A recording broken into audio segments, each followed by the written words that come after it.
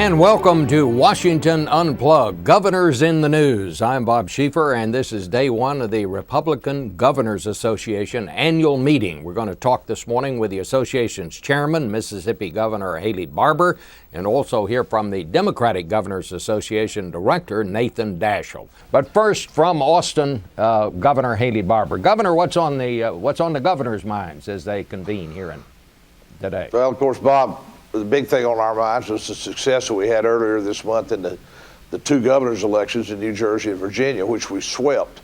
Both states that were won by President Obama, and we won Virginia by 18 points and defeated incumbent Democrat Governor John Corzine in New Jersey by 5 points.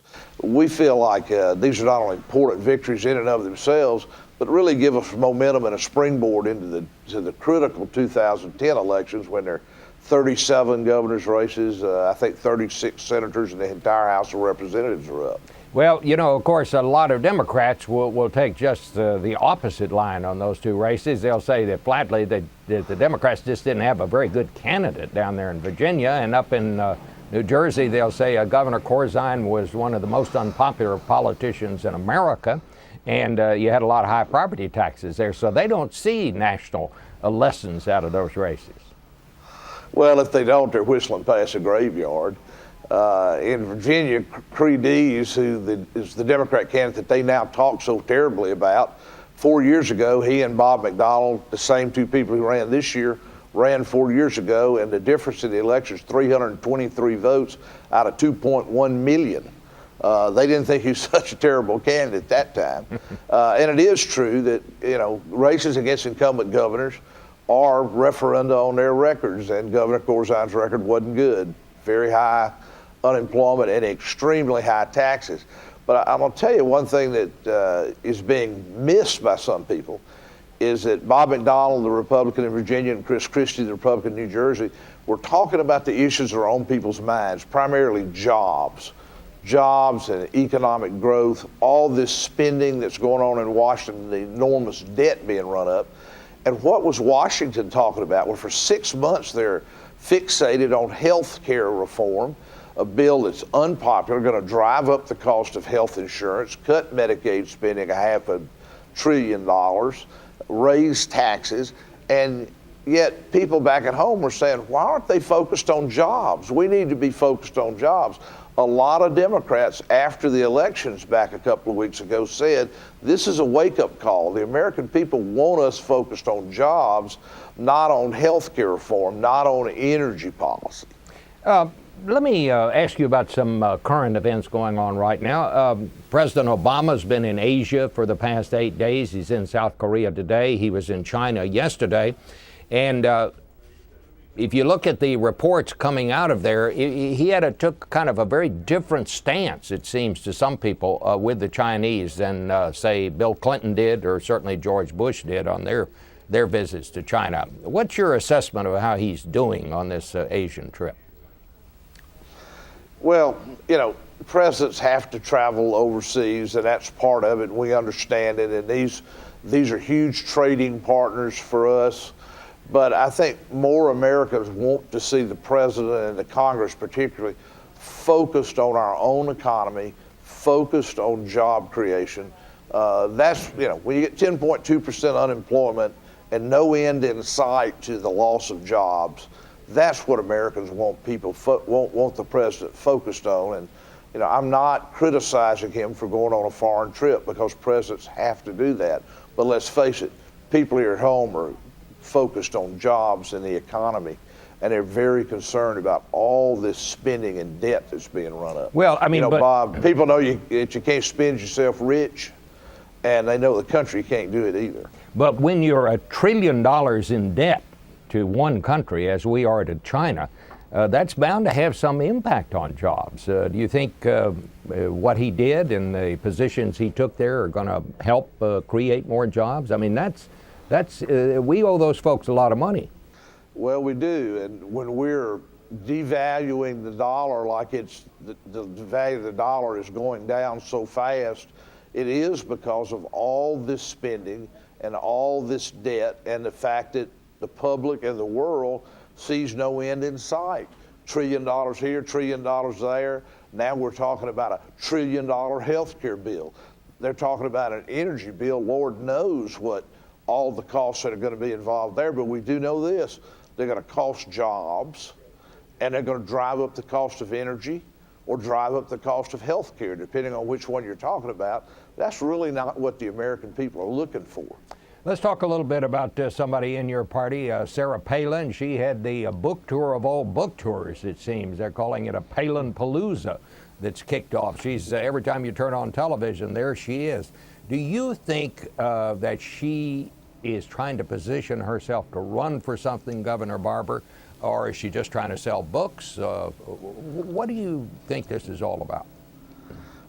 Bob, I don't know. I suspect she's going to sell a lot of books because she's very popular. She's got a following, and I think it's going to be a very successful book. But whether she intends to run for something else or where she's headed, I'm not privy to that. I served as governor with her for several years. My wife and I like her. She's a heck of a lot smarter than she gets credit for. And I hope she sells a bunch of books. Well, do you think, just in a practical sense, she can be a viable candidate? Because after all, here's somebody who was governor who resigned the office. And it seems to me it would be very difficult for her to get into a primary. The fact that she left an office she'd been elected to. Do you think she could be a viable candidate for president or some other office? Well, I certainly wouldn't rule her out. As I say, she's got a following. I think you're going to see that from this book tour. I'll tell you this, though, in a bigger sense than Sarah Palin or Haley Barbour, Republicans need to be focused on the elections in 2010. Those are the elections that really, really matter for us. We got 37 governor's races, I think 36 Senate races, the entire House of Representatives at the federal level, tons of legislative seats. And any Republican who's looking beyond 2010 just doesn't have his eye on the ball. So that's where I'm trying to keep my attention, and particularly as chairman of the Republican Governors Association, is to keep focused on 2010. That's the election that matters. So how do you see 2010 right now? I think the New Jersey and Virginia governor's races gave us a lot of momentum, a real springboard. I remember, Bob, when I was chairman of the party back in 93, 94, the Virginia, New Jersey governor's races that year, which we won both of, and the election of Rudy Giuliani, mayor of New York, on that same day, really propelled our candidate recruiting. You remember we elected 71 freshman House Republicans in the 1994 election. More than half of them made the decision to run for Congress after the November 93 elections. And I think you'll see a lot of that this year. A lot of people who've been thinking about running will say to themselves, well, if I'm ever going to do it, now's the time. The wind's at our back. Our volunteers are excited. Our leadership's motivated. Our donors are seeing hope, and so they're getting out their checkbooks. I really think we're set up for 2010 to be a very good year right now. Now, look, I've been around a long time, and a month is a light year in politics, so nobody can predict today and say 2010 is definitely going to be this way. But we have a lot of momentum going into 2010. There's no doubt about that. One quick question on a totally unrelated subject. What is your take on the administration's decision to try the mastermind behind the 9/11 catastrophe in New York? Well, it gives me pause, Bob. Here's the thing that concerns me about it. It sounds like the administration is taking the position that this is a criminal justice issue. And the war on terror is not a criminal justice issue. It is a gigantic military issue. Last week, with 3 other governors, I visited Mississippi's troops in Iraq and Afghanistan. I got 4,000 Mississippi National Guard in Iraq and Afghanistan today, and it is not a criminal justice issue. And I hope this is not a signal that the administration is going to treat it that way. And I'm not being accusatory or saying that's what it is. It concerns me that may be what this signals. All right. Governor Haley Barbour talking about a variety of issues this morning with us. Thank you so much, Governor. Hey, Bob. Thank you, sir.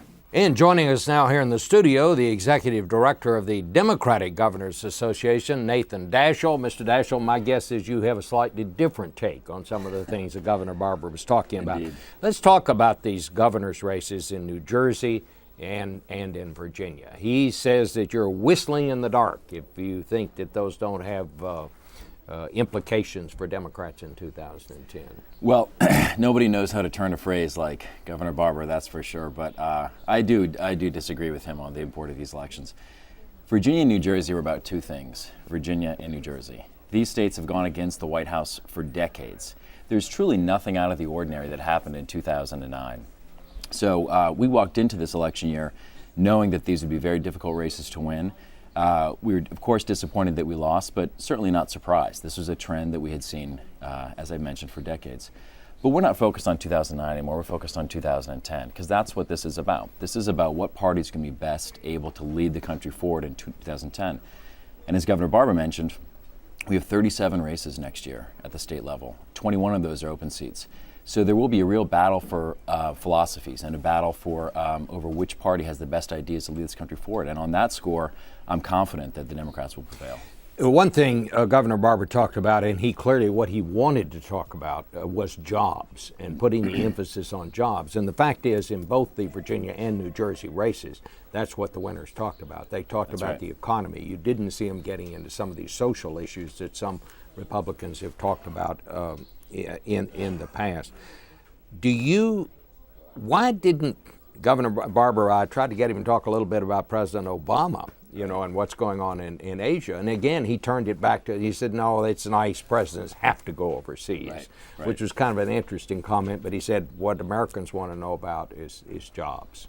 That is going to be the issue, is it not? I don't disagree with that. Governor Barbour has not gotten where he is without being a smart politician. And he's absolutely right that this is about jobs and the economy. But let's break this down. What the Republicans are offering, I don't think Americans are looking for. I mean, they are thumping their chests about a GOP comeback. This is a Republican resurgence.